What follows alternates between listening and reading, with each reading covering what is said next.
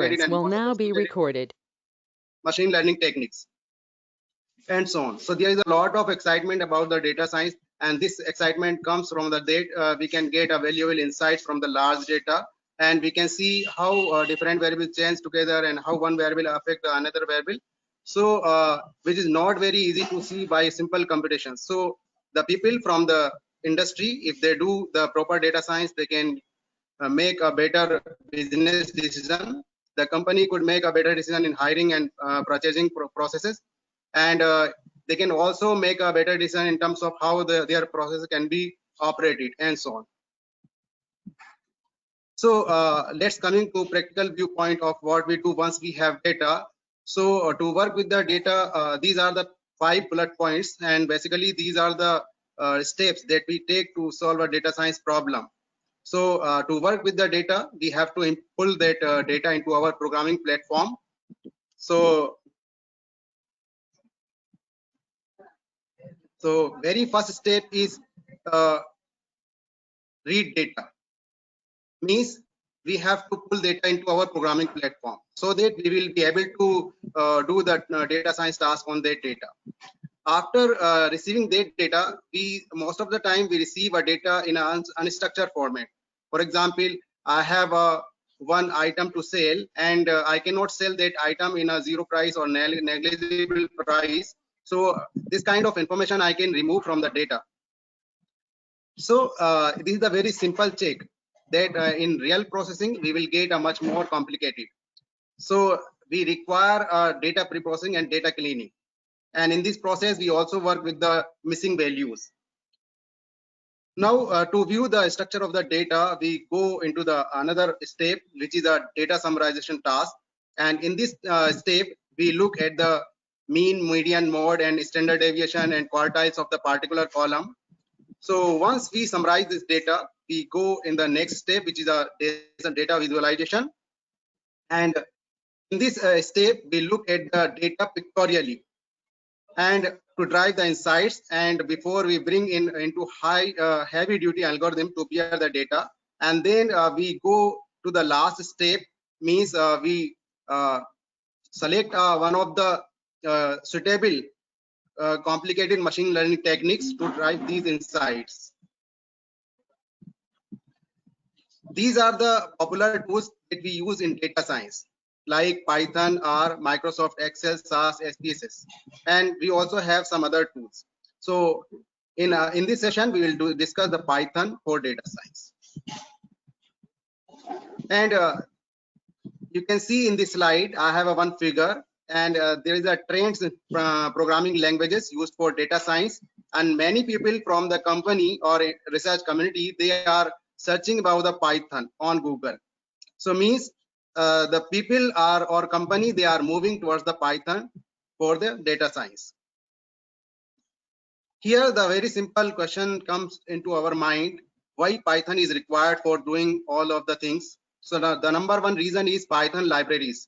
It provides the key feature sets which are essential for the data science, and it becomes very easy for one to write a program, and we can get very interesting and very quickly outcomes out of what we are trying to do. As we have discussed, we need to do metadata manipulation and data processing. So there are many functions and libraries are available that we can use to do data manipulation and data pre-processing and so on. So like Python Pandas library that offers a variety of functions for data wrangling and data manipulation. From the data summary viewpoint, we have there are many statistical computations that we want to use are already pre-programmed in and available in the Python library, and we can directly invoke them into our data, and we will be able to see the summary of the data. And we have also talked about we go into our data visualization, and many Python libraries are also available for data visualization, and we can use like Matplot library, Seaborn library that helps in condensing statistical information and identifying trends and relationships. And finally we go to last step, that to choose or select any sophisticated machine learning technique. And in those are already pre-coded as Python libraries, and we can directly use them, like SCI Kit-Learn that offers a bucket of machine learning algorithm. These are the advantages of Python, like tight knit integration with big data framework like Hadoop, Spark, and it's also support for both object-oriented and functional programming paradigm, and it is reasonably fast to prototype, and it provides the support for reading files from the local databases and cloud. And these are the list of commonly used IDEs like Spider, PyCharm, Jupyter Notebook, Atom. So as per the convenience of the user, they can use one out of them. So in this session, I will use Spider to execute the programs. So let's have some brief introduction of basics of the Python, and I will discuss 2 slides about basics of the Python. Then I will go to discuss the advanced part of the Python. So in Python, there is no variable declaration, and just we assign a value to a variable and it comes into existence. Means the declaration of the variable is implicit. And we also have our data types. Basically, the data types are functions in Python. We can use them to typecast the data values. There are 2 types of data types in Python. One is a mutable data types and second is a immutable data types. Mutable means once we have created a variable of specific data types, we can change later. And immutable means if we are creating a one variable of specific data type, so we cannot change later once we have created. Like other programming languages, the Python supports operators including arithmetic operators, logical, relational, Boolean, and bitwise and membership operators. And the Python also supports control structure. There are 2 families of the control structure. One is a branching, means if else, elif ladder, and other one is looping, for and while.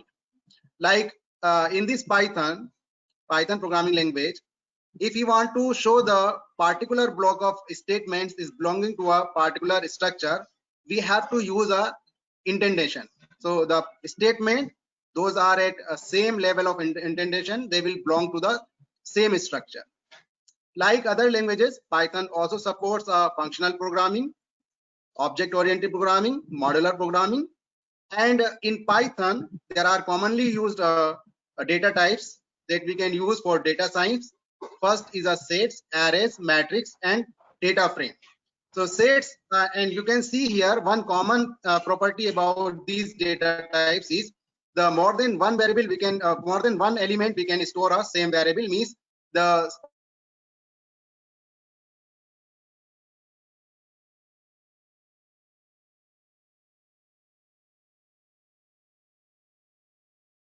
set is a very simple, the elements will share the same variable name. But say simple data type we can use direct without data types.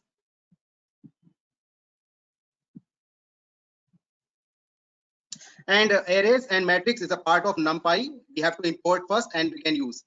Data frame is a part of pandas.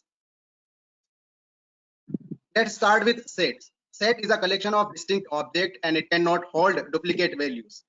So, and all elements in this in the set, we don't have any particular order. Means we cannot access the element of the set using indexing. Here is the syntax. We can use any identifier and assignment symbol, and then element separated by comma enclosed in a curly braces. Removes duplicate element. So if you will try to keep the duplicate element, it will eliminate all the duplicate elements and it will show only the distinct values or element of the set. This is the example. I have created a set of faculty and I have kept a list of names or faculty enclosed in a curly braces. These are the functions that we can use to modify a set, like addition function, discard function, clear, unique, intersection, and difference function. So because I have to cover many things in this session, so I will not discuss these. Directly we can call them and we can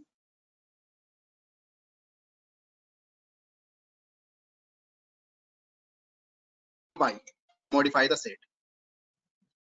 Let's discuss the numpy stands for numerical Python, and it is a fundamental package for numerical computations. It supports n-dimensional arrays for pre-processing and multi-dimensional data. So we can use, if you want to find a mean, median, mode, and standard deviation and quartiles of the particular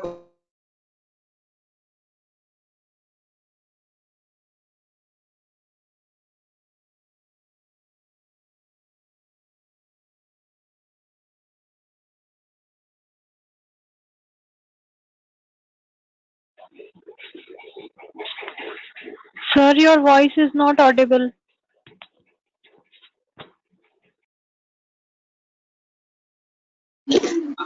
Sir, are you there with us?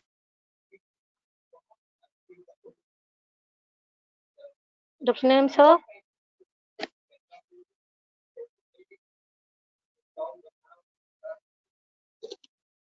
Participants, just hold on a minute. We'll clarify what is happening. He'll be able to reconnect us. Just hold on for a minute.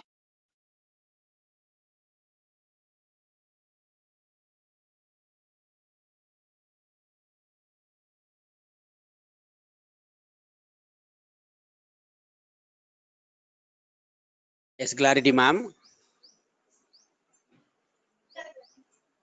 Excuse me? Sir? Yes. Yes, ma'am. Dr. Ahmed, sir, can you hear me? Yes, clearly, ma'am. Okay, sir. Carry on, sir.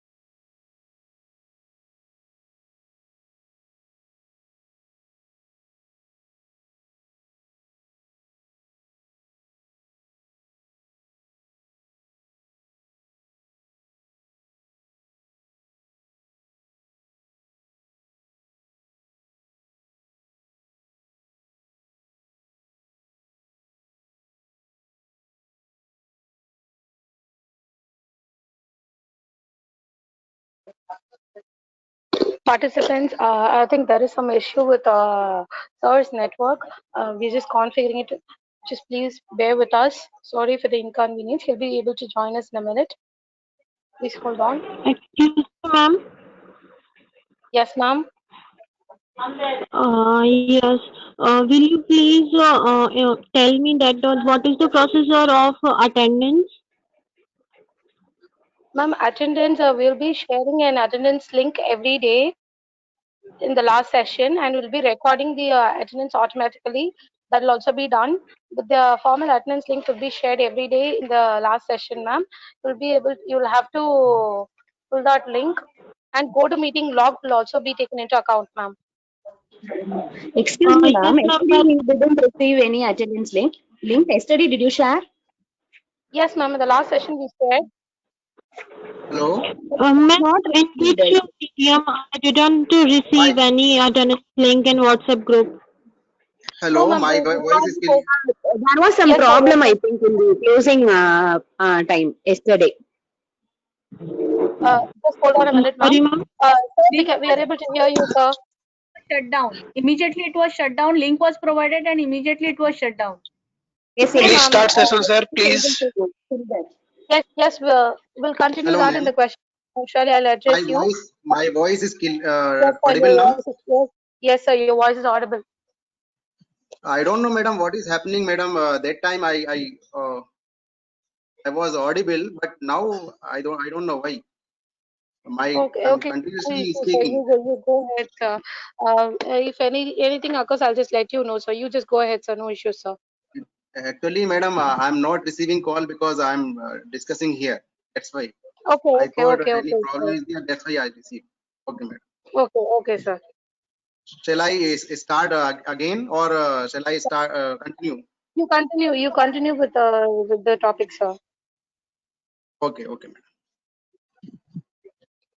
Okay, again I can come here. So I was discussing the arrays. So as we know, the arrays is an ordered collection of basic data type of Sir, given length. excuse me, sir. Yes, Sir, ma'am. My voice sir, is clear. participants. Yes, sir. Participants just want you to revise the last two slides, sir. Can you just revise it for them? Yes, ma'am. Okay, I can revise. Thank you, sir. Thank you so much, sir.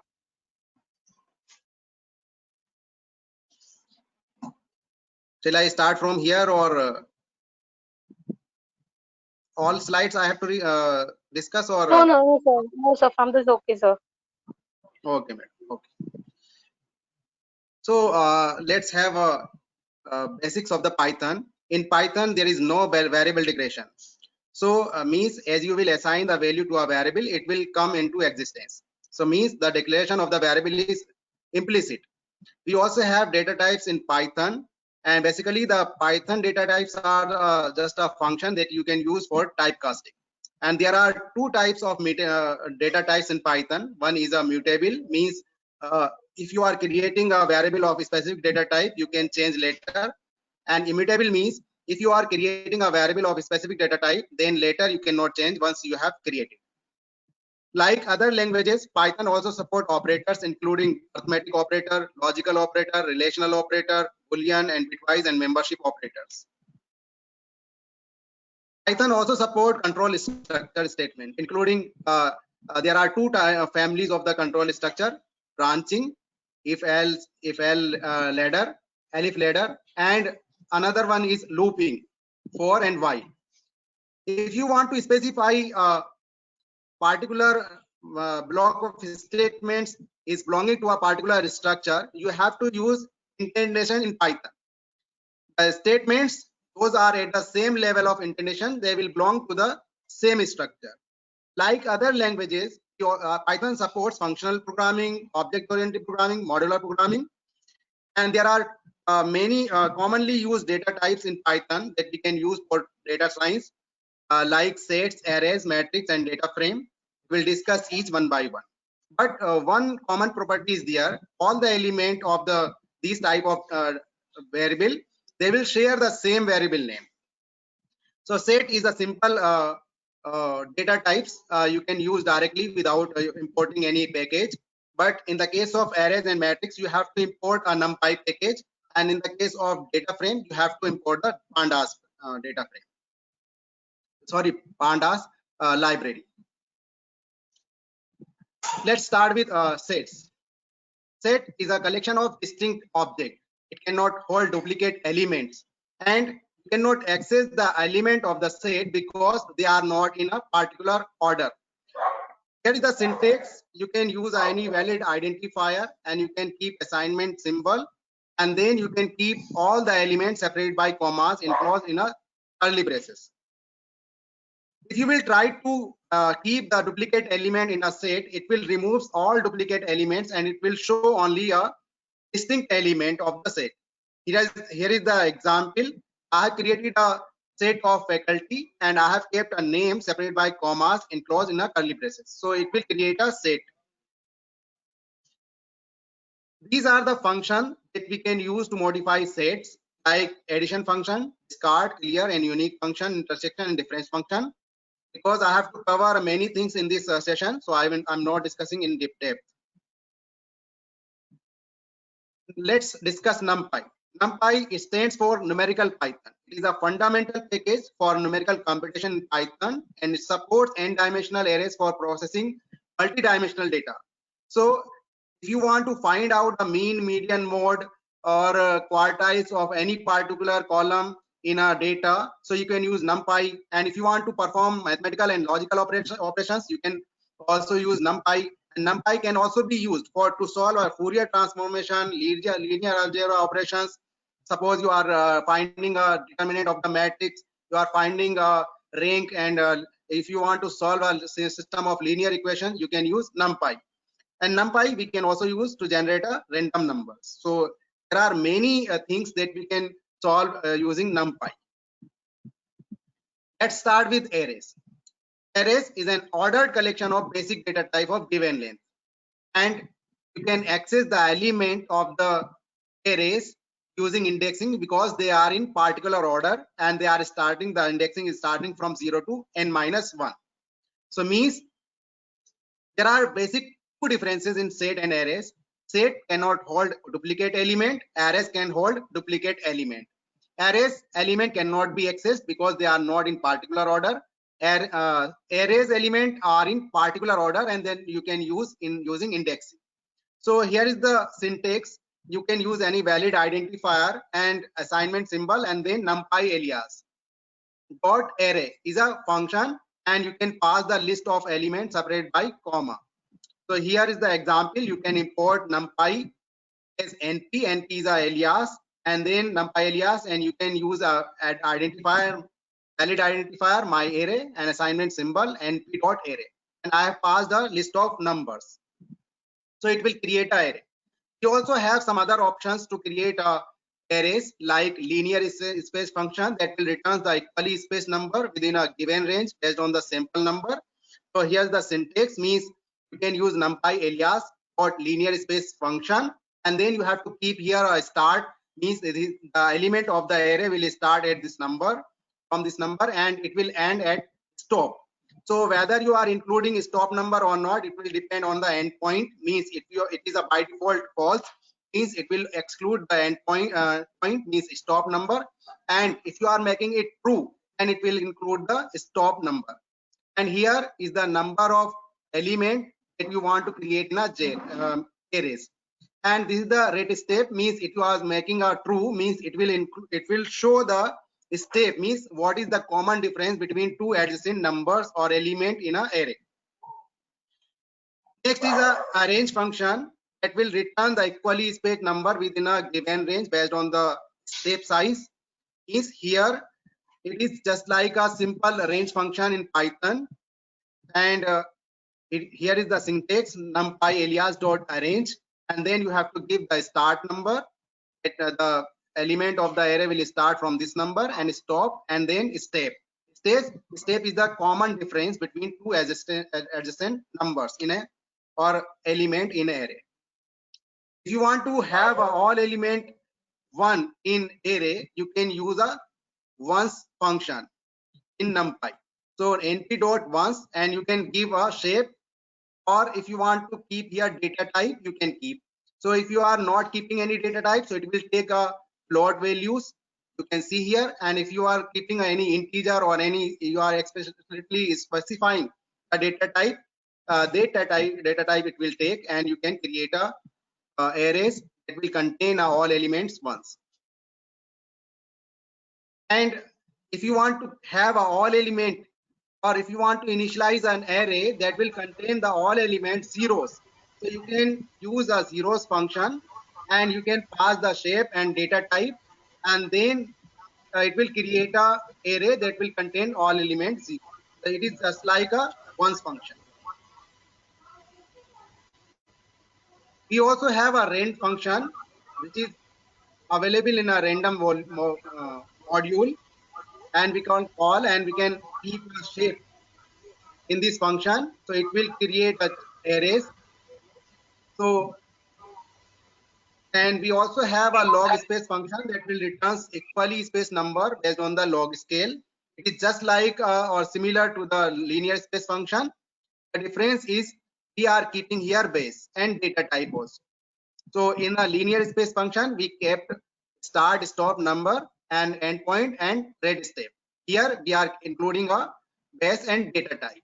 So as you will pass the starting number and end number, and you are passing how many number per element in an array you want to generate, you can keep here, and you can keep here endpoint either true or false, means whether you want to include 10 or not, it will depend on endpoint. And you can pass here base, means what is the base. Base can be different. And if you want to keep here data type, you can keep. It is optional. By default, it will take double. Let's have a demonstration of this concept. First, set. If you want to create a set, so you can keep element in a set. And if you will keep repeated element, so it will not include, or sorry, it will drop, and you can print, sorry, keep here S. Now I'm printing. It is little slow. So you can see here S is not defined. First we have to execute this statement. It is a spider, and then you can execute this statement. You can see here it is a simple, and you can see here in my, it is not taking a duplicate element. It has removed two. Now we can discuss arrays. So array, if you want to create an array, so you have to import a NumPy package first, and NumPy as np, and if you will execute this statement, it will import. Now you can create an array using np alias, and you can keep your array function, and you can see here it is popping up all the passing argument that you want to pass. So here I'm taking only a list of element, and if you want to keep repeated element, so you can keep. And yes, my screen is visible, madam? Yes, sir. Your screen is visible, sir. Yes. So ARR, and now you can execute. It will show the arrays. You can see here it is showing the arrays. And as we have discussed, we have different options to create an array. So you can take here. So ARR, I'm taking a linear space function. So np dot lin space, and I will pass a start, stop, and you can see here I'm taking a 1 is the starting element of the array. I'm taking 5, and it is the ending element, and I will create only 5 element in this array, and then I will keep here endpoints. So if you want to include endpoints, you can keep here endpoint true. By default, it is a false. And if you are keeping here red step, so you can keep here red step. And if you want to include red step, you can keep here. And if you want to specify the data type, you can also specify. I will just take these passing arguments. So you can see here it is creating a array.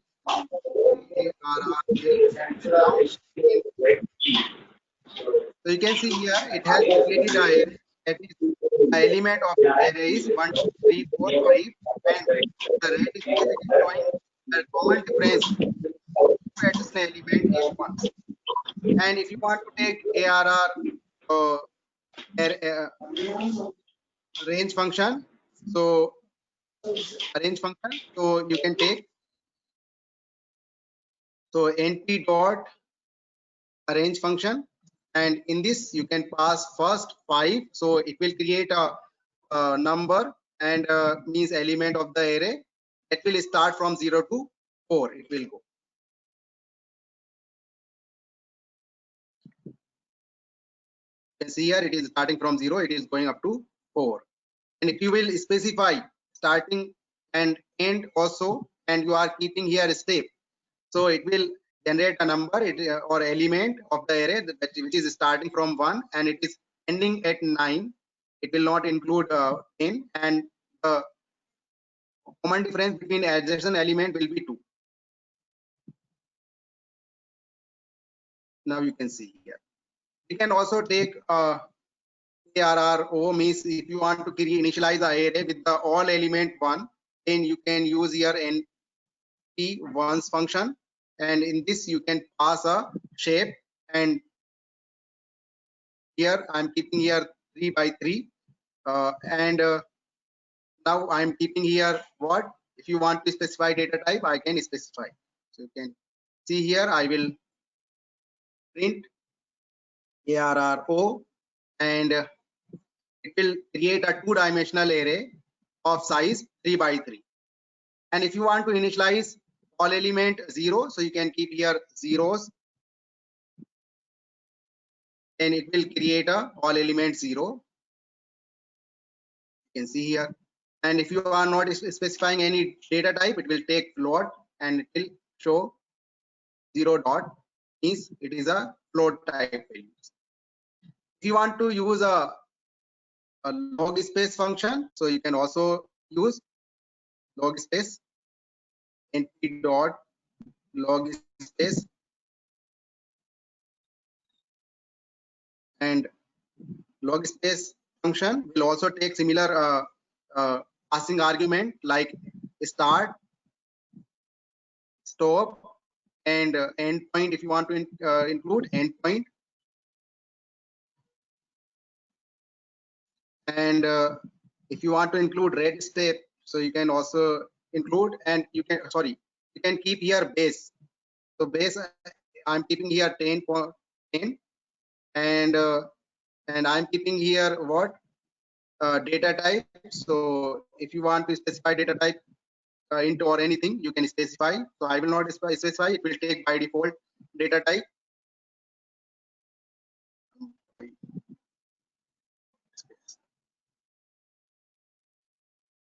Log space. Okay, here here are or log is equal to np dot log space, and yes, one mistake we have done. The same argument we can pass here. Okay, I'm deleting this statement, so it will execute, and now you can print log space arr log space values array, and you can see here it is generating this array. So means we have different option to generate arrays as we have discussed. Let's continue our discussion. And related functions. So if you want to know the size, if you want to recast an array to a new shape without changing its data, you can use reshape function. Here is the syntax. Means here you can keep your numpy alias and then reshape function, and you can pass the arrays that you want to reshape, and you can keep your new size or new shape, and then you have to pass the order. So whether you want to print your array in a C programming language, or whether you want to print in Fortran or any other, so you can keep your order. So I have taken this example. In this I have imported a numpy np.arrange function, and this I have passed a starting and stop number. Means with the help of arrange function I'm creating an array, and then I am resizing, because the ARR is a linear array, only one dimensional array. I want to reshape it, means I want to change into a two-dimensional array. So I am passing this ARR the reshape function, and I am keeping here shape 2,3. So it is now it is creating a two-dimensional array from the element of the ARR array. So you can see here it is printing a two-dimensional array 1, 2, 3, and 4, 5, 6. Now, if you want to return the dimension of the array, you can use a shape attribute. Means numpy dot shape, so it will return a dimension. So you can see here I have a one array, my array, and then I have print the shape of this array. So it is returning 3, 3. In arrays, if you want to perform arithmetic operation, we have functions like addition function, matrix multiply function, and other function also. So if you want to perform a element wise addition, you can use add function. So numpy dot add function, array 1 and array 2 you can pass, and then it will add. So you can see here I have this array and this array, two arrays, and then I have passed the addition these two arrays to a add function, and then it has given me the addition of these two arrays. So you can see here 1 plus 0 1 and 3 plus 1 4. So likewise it is adding the all element of the arrays. If you want to perform a element wise multiplication, you can use a multiply function, numpy dot multiply function, and you can pass two arrays. So likewise we have done here. So multiply, and I have passed two arrays, array 1 array 2, and then it has multiplied all element of the arrays element wise. Means 1 comma 1 into 0 is 0, 3 into 1 is 3. Means it is not like a mathematical operation. You are taking a row wise element of the first array and then you are multiplying with the column wise element of the other arrays. It is a element wise. If you want to perform a subtract and divide and remainder operations, you can also perform. It is also doing the element wise between two arrays. If you want to access the component of array, we have different methods. And here is the summary of the accessing methods. So first is if you want to access a one element of the array from the particular index, you can keep here only that information, means 0, 1. Before comma it is a row information, after comma it is a column information. So it will extract a element which is at index 0, 1 in array. If you want to access the number of rows, and it will include all element of the columns, means all, it will include all columns. So means you can use this slicing method. ARR 1 column 3. It is a row information. It is not having a column information. Only the raw information you are passing in a square bracket. So it will extract the all elements from the second and third row of the array. And if you want to access all rows, but you want to access a particular column, so you can use here, you can keep here column before the comma, means it is indicating that you want to access all rows of this array, but it will have only one column, which is a 0th column. So it will extract all elements of the first column of the array. And now in the third, you are using a slicing again, and you are accessing the only one row, which is a 0th row, and you are keeping all element, means all columns from this row. So you can use this method. And if you want to access the limited number of rows and limited number of columns, means you are accessing a sub array of one array, so you can use this method. You can keep here row information and column information, means this much number of rows you want to access and this much number of columns you want to access from this array.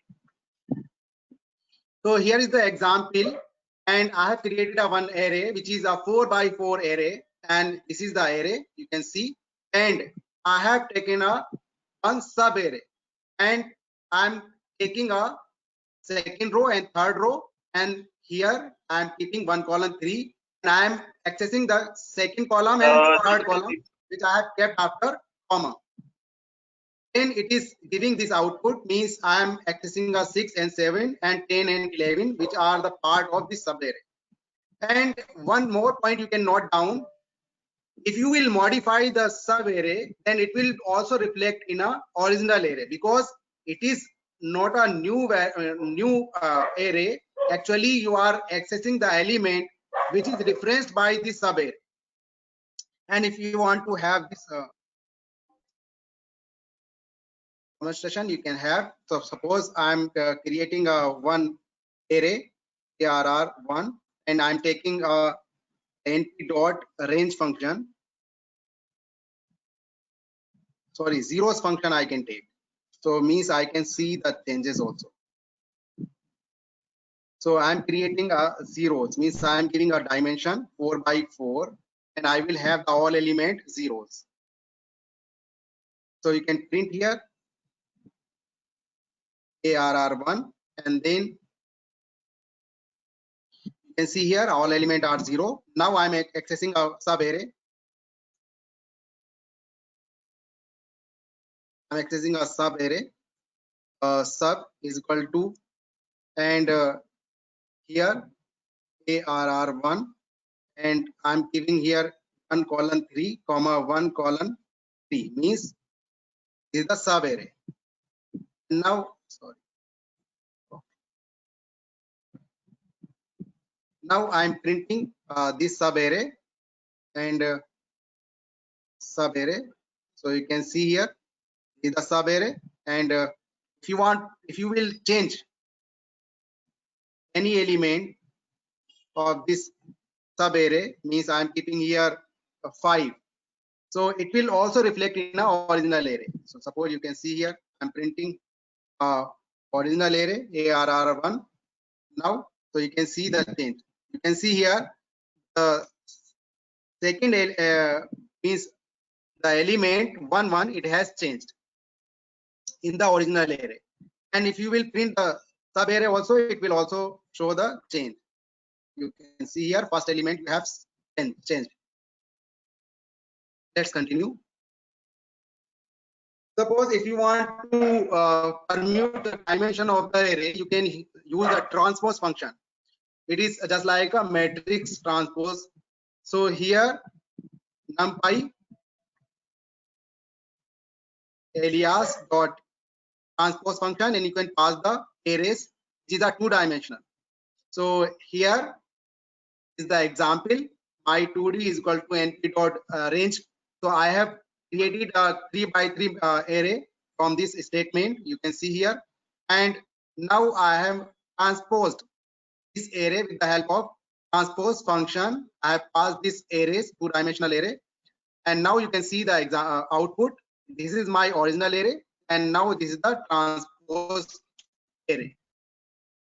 Means the row will become a column and column become a rows.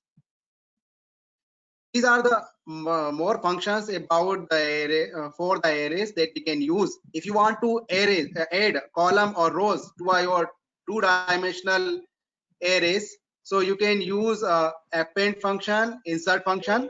Append function will add end of the array, and insert function will add your row and column at a particular location. And if you want to remove element from the particular position, you can use delete function. Now let's discuss our matrix. Matrix is also part of NumPy package, and it is, as we know, it is a rectangular arrangement of rows and column. And you can use to generate or to create a matrix, you can use a matrix function, and it will return a matrix from an array type object or a string of the data. So here is the syntax numpy alias dot matrix, and you are passing a data. So here in this example, I am taking a data in a string format, and I'm passing 1 2 3, and I'm keeping here semicolon after each row. So you can see here 1 2 3, it is a first row, and then second row and third row. If you want to look at the shape of the matrix, you can use the shape attribute just like a arrays attribute, and this attribute shape will also return number of rows and number of column if you are passing an index. So here is the example, np.matrix. It is creating a matrix, and then you are taking a shape of this matrix. So it is returning 3, 3. Let's look at the modifying matrix using insert function. So you can insert rows and column in a matrix at a particular position. So here is the syntax numpy dot insert, and this is the matrix you are passing in an insert function where you want to insert your rows or column, and you have to pass the position. It will be a 0, any index, and it is a values. It will be a column matrix or row matrix, and then you have to pass a axis. Axis either 0 or 1. So if it is a 0, means you are adding a row at the particular position of the matrix, and if it is a 1, means you are adding a element column wise at a particular matrix.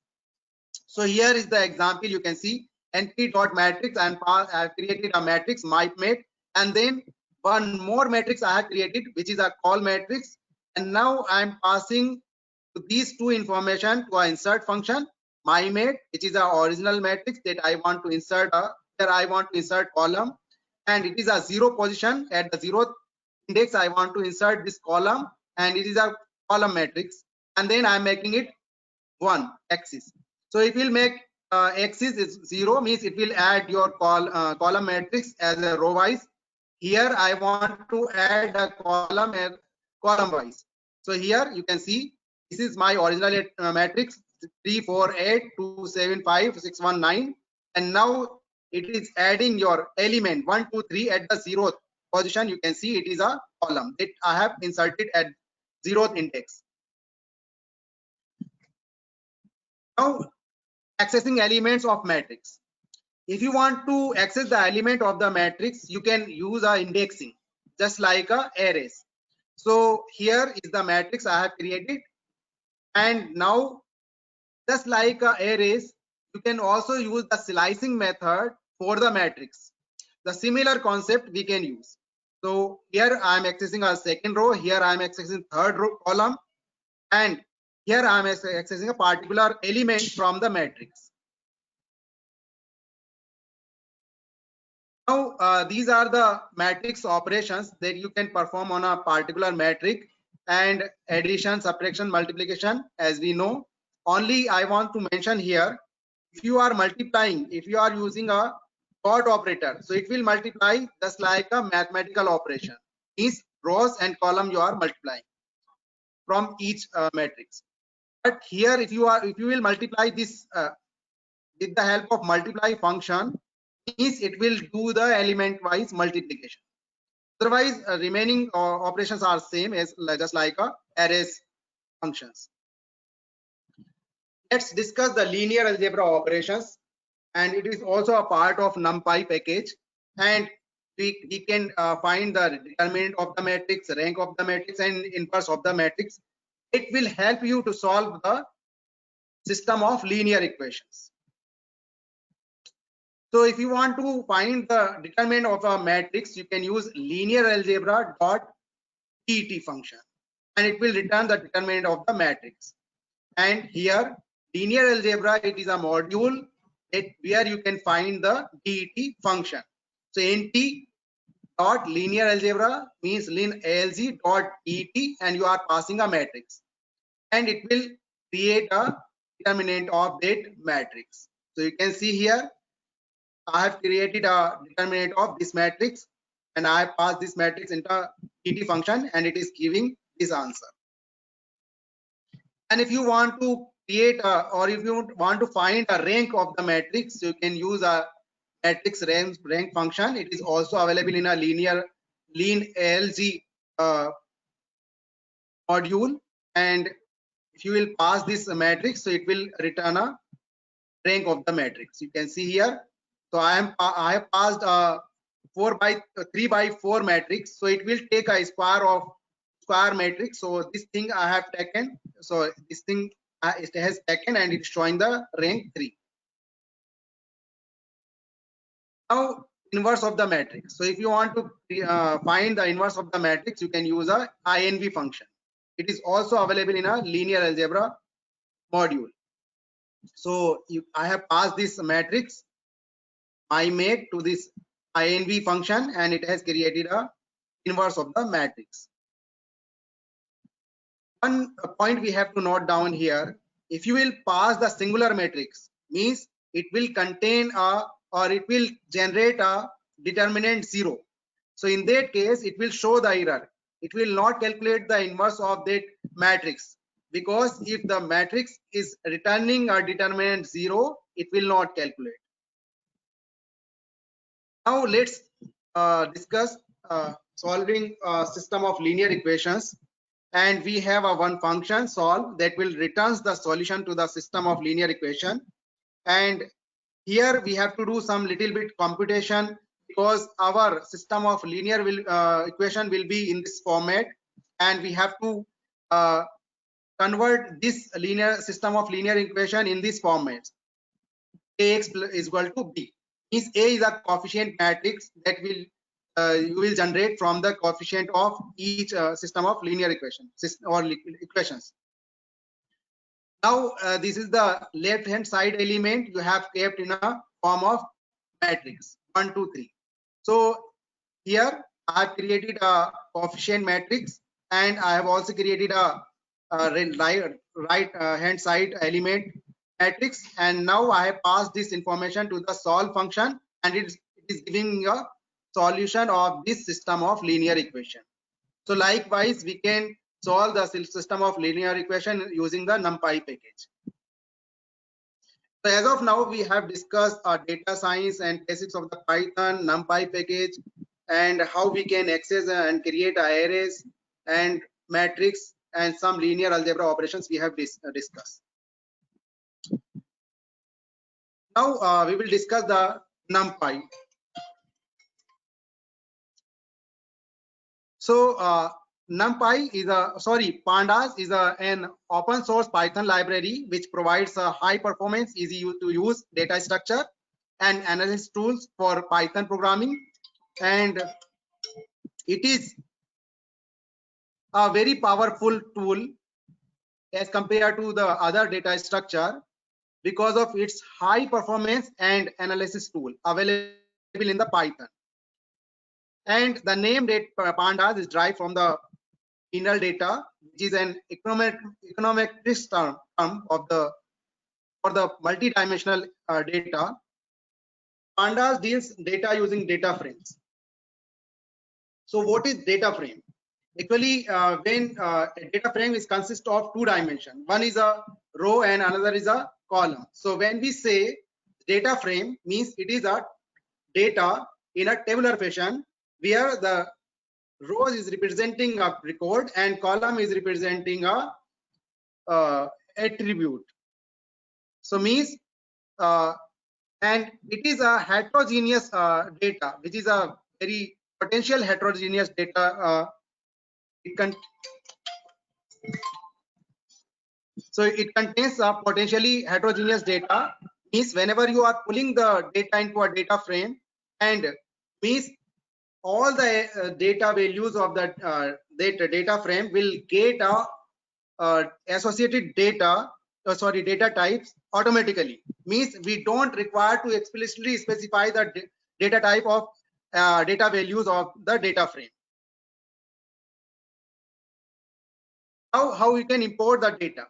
So to import a data, first we have to set a directory, means import OS direct library, module you have to import first, and then you can call a child directory function os.chdir, and you can pass the path of that directory. So it will set your working directory. So normally whenever you are opening a spider, it will take a by default directory. So you can change with the help of this function chdir. Now you will be able to read your CSV file. So if you want to read CSV file, you have to take a function td.read_CSV, and you can pass the file path. So here I have set a working directory, so you can just directly pass the name of the file, and index_column is equal to 0. Means if you are keeping here 0, means you don't want to add any index column, means that whatever the index is available in your data directly you want to use. And if you don't have any index column in your data, so you can keep one extra index column, and you can make it 1, and then it will add that column in that data frame, and you can generate that data frame. So if you are keeping no value here in index_column, means by default it will take a 1 and it will add a 1 column index. So here is the snapshot of the data frame, and here I have read one file ratings.csv, and I am not passing any index_column value. By default it will take 1, so that's why it has added a 1 column index column in this data frame. If you want to create a copy of this data frame, you can use a copy function, and we have two methods to create a copy of the data frame. One is a shallow and another is a deep. So if you are creating a shallow copy of the data frame, means it will create a new variable which will reference the same data frame. Means if any change you will make in the copy of the data frame, it will reflect in the original data frame also. But if you are making it deep copy, so you can pass a false, it will create a deep copy of that data frame. Means whatever the changes you will make in that data frame, it will not reflect in the original data frame. So as per your convenient and as per your calculation, you can use any of the copy of the data frame. Now let's discuss the attributes of the data or data frame. So to get the index of the data frame, you can use the index attribute. And here, if you have many multiple copies of the same index in your data, so it will show your index in this format. And if you are having a sequential numbers in an index column, so it will show in this format. Range index start 0 and stop at this number, and then step 1.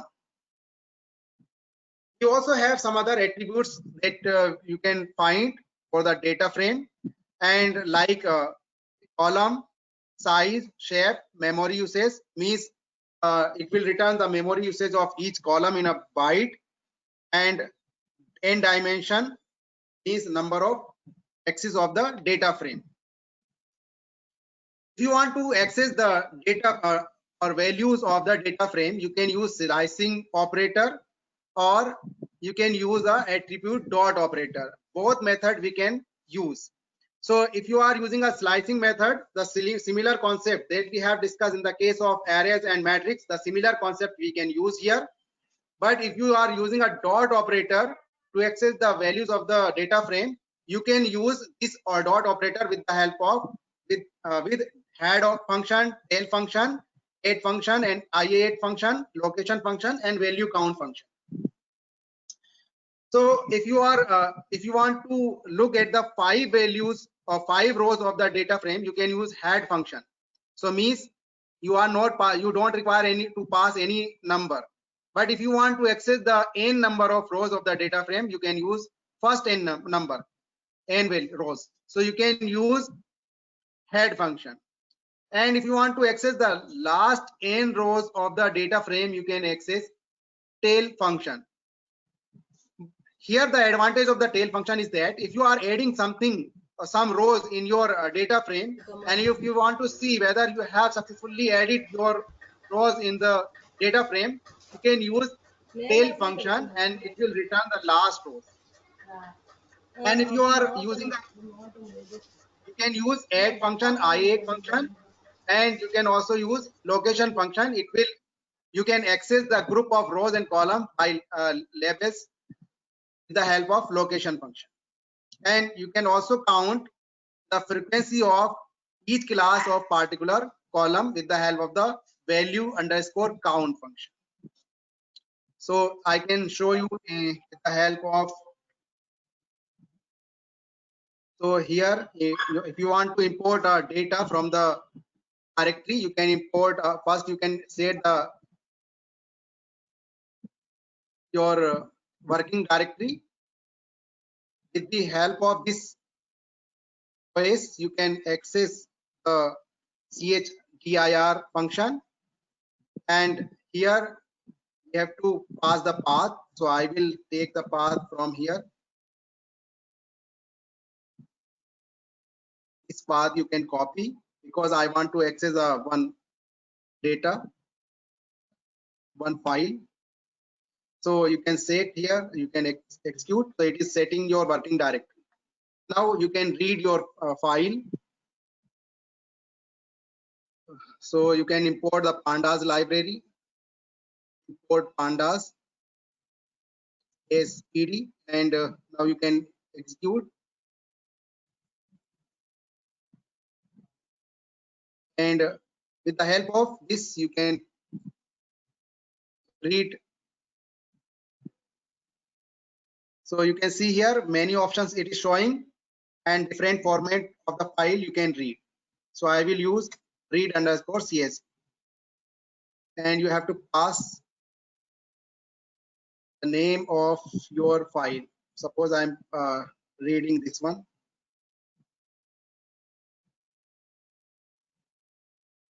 So you can keep here .csv. So it will show. It is reading, and you can see here. Okay, I can remove all these variable, and again I will create. Sorry. You can execute in once. So you can see here it has created a one data frame. You can see, and in this data frame, if you want to look at the data, you can double click on this, and it will show all the column of this data frame. Okay. So now, if you want to do other calculation also, like if you want to access the data frame, like 1 column 3, and I'm taking a row R.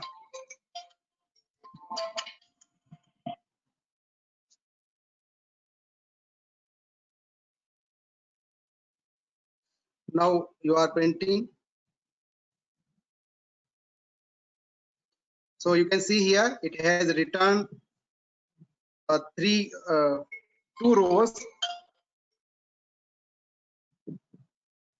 rows, and then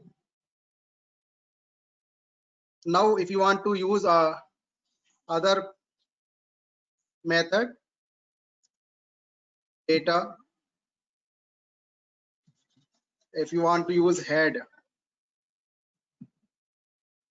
and you can use head also,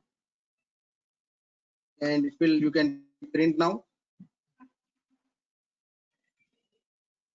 and it is returning 5 rows starting from 0 to 4, and if you will pass any number 6, so it will return first 6 rows. So likewise you can also use tail and other method to access the element of the data frame. Now how you can impute the data values. So if you want to impute the data values, first we have to look at the missing values. So you can see the missing values, and missing values can be represented in many forms. Like you can use a question mark, you can use hash symbol, many symbol we can use.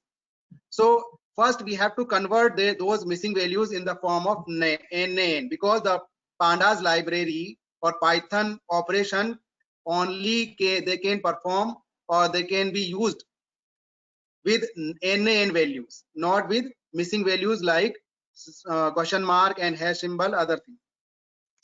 So first we have to look what are the symbol that you are using for the missing values, and then you can replace with the NaN values, and then you can remove these missing values. And then if you want to remove those missing values, you can use two different methods. For numerical, either you can keep a mean value or median value or most frequent value. But in the case of categorical data,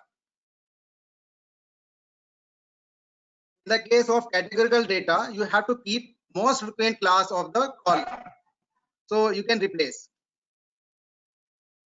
So you can see here the example. I have read underscore CSV function I have called, and I have read a COVID-19.csv file.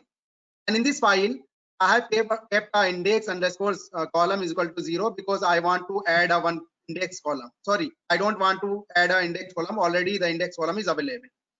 Now because I'm representing the missing values with the help of question mark, maybe a single question mark, maybe a double, and maybe a triple. So these are the symbol that I'm using to represent the missing values. So I'm passing in a NA underscore values, and then it will return the data frame, and this data frame will contain only the NaN values you can see here in this snapshot. So in complete data frame you will see the NaN, because now we will be able to operate the functions and any other attribute on this data frame, because they can be used with NaN values. So you can see here, if you want to see how many missing values you have in your data frame, you can use is null function. It will return the whether you have a null values or not.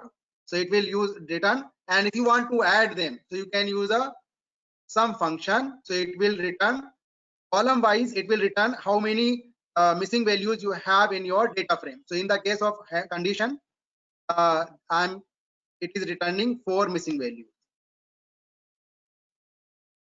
So here you can see I have removed these missing values with the help of this statement. So I have, because it is a categorical data, so I have taken a most frequent value. So to calculate a most frequent value, so you can use a value underscore count function. At dot index 0 is representing because it will return a series of the frequency of each class. Then the number first class will be the most frequent class in that series. So that I am using to replace the missing values in this case, in the case of categorical.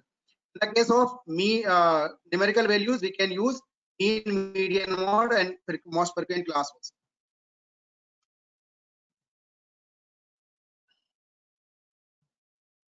Sir, shall I move to the practical part, because we have a very less time and I have to discuss this. Okay.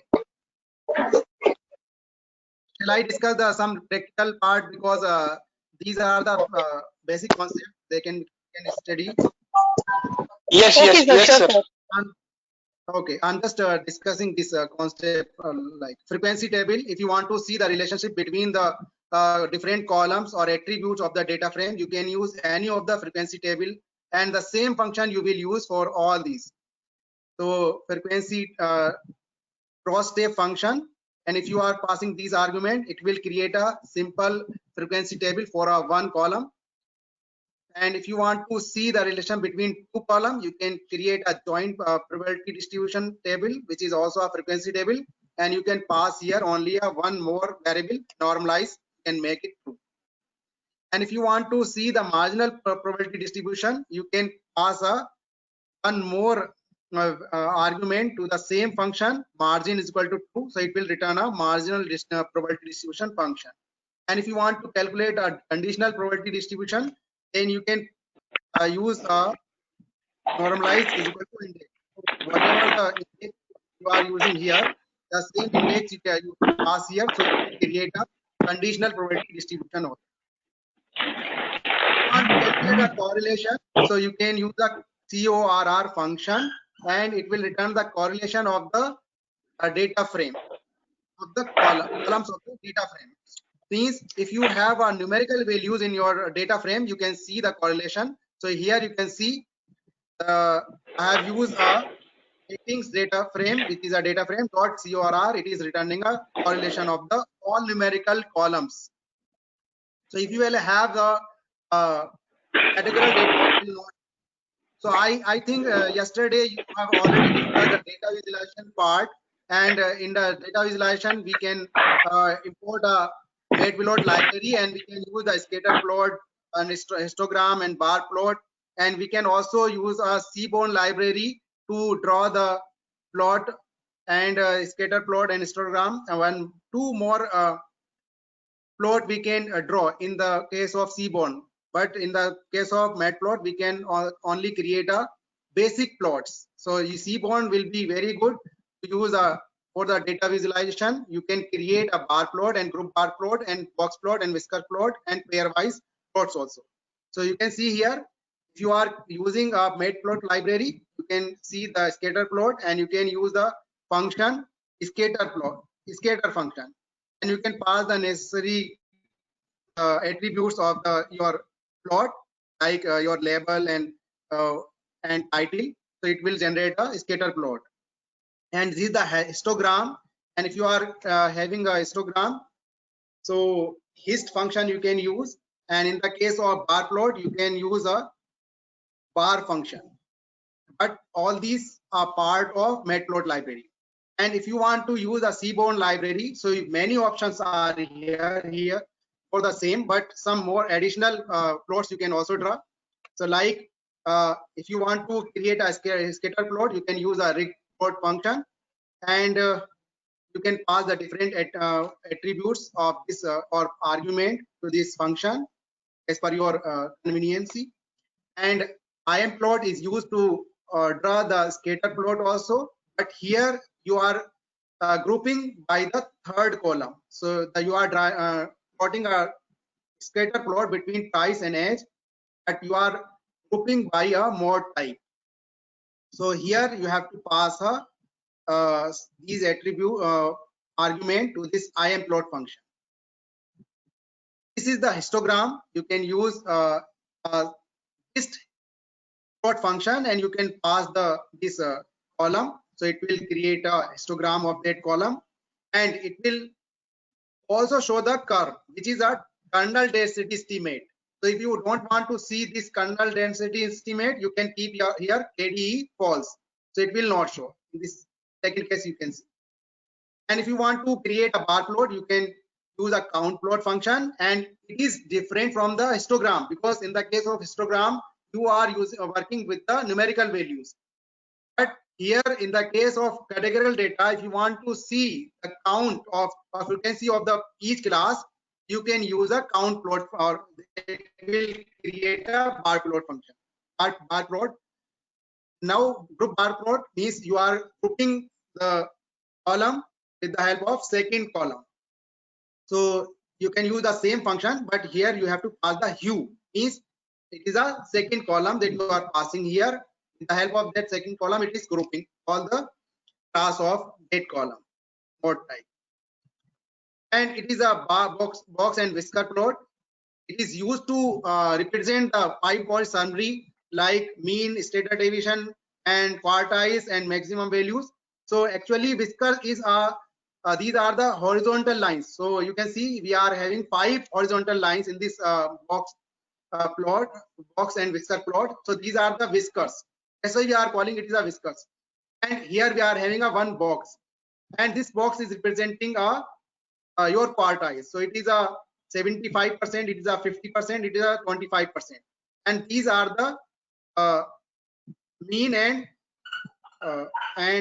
sorry, these are the you can see here we are having a outliers that is represented by this dark line. And we can also have the group box and whisker plot for the 2 columns. You can see here I have taken a box and whisker plot for age, but I have grouped by recover and death. And you can also see this grouped box and whisker plot. I have taken a third means many box plot in this case. So the same box plot function you can use, but you have to pass a hue, one more parameter. Pairwise plot you can draw. So you can use a pair plot function, and you can pass the necessary argument, and it will create a different plots in a single space. So as of now, we have discussed the pandas also.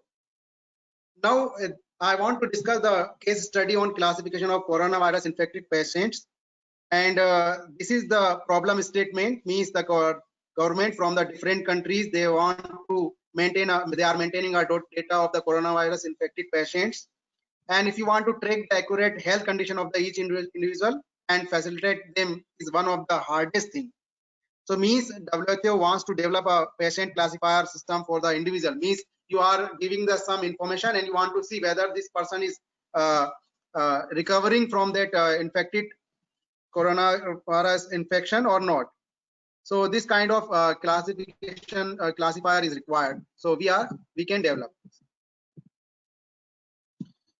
So I can open this program because I just want to show, and I will also give the link where you can have this analysis. So actually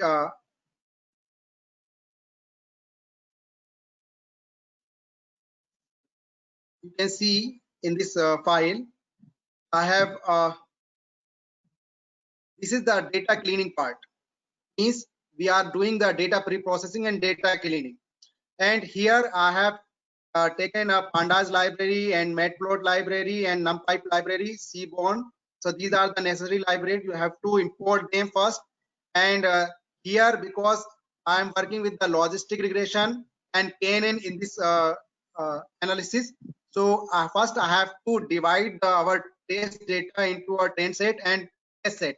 So you have to take a model selection module from the sklearn library. So you have to import also this one. And here you have to set the working directory with the help of the os.chr function. And here I am just reading a file and I am just creating a copy of this file, and I'm looking at the some attribute of that data frame, and I'm also looking at the information, means what are the data types of each column. This kind of information you can take. And if you want to see how many null values you have in your data frame, so it will not return here because we are not replacing the missing values with an NaN, so it will show all are not null values. So if you are using a describe function, means it will return the statistics of your each column. So this is the thing, means here I'm accessing the frequency of each class of the particular column, like chronic type and occupation. And unique element, if you want to access, you can access unique function you can use. And again I have read the same file because I want to replace the missing values with the help of the NaN. So again I have read and I have taken I have replaced n with by NaN, and then now I'm counting the missing values. It will show exact number in this case. And now I can work with the data frame to process the data and clean the data. So first we have to see what is the what can be the input attributes and what can be a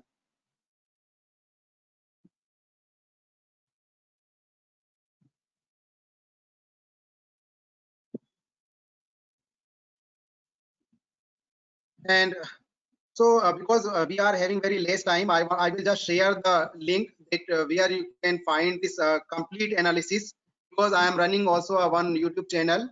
So from that YouTube channel you can see. So I'm sharing the link here.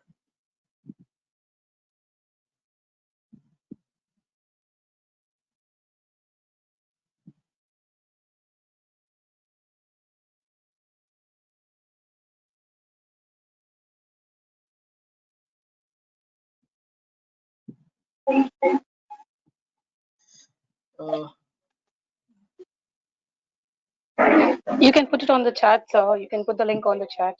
Go to meeting apps chat. You can. Where is the link, madam, for that? Can you tell? Where is the chat box, madam?